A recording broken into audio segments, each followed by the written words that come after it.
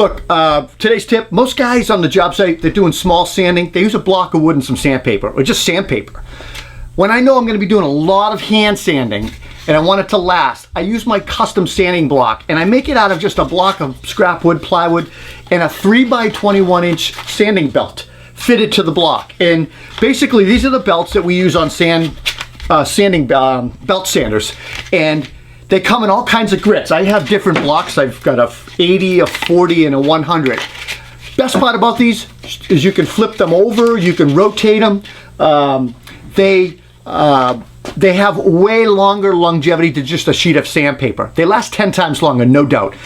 These kind of belts, they don't tear on tough edges, and they can be cleaned with a belt sander eraser, like that, just like that.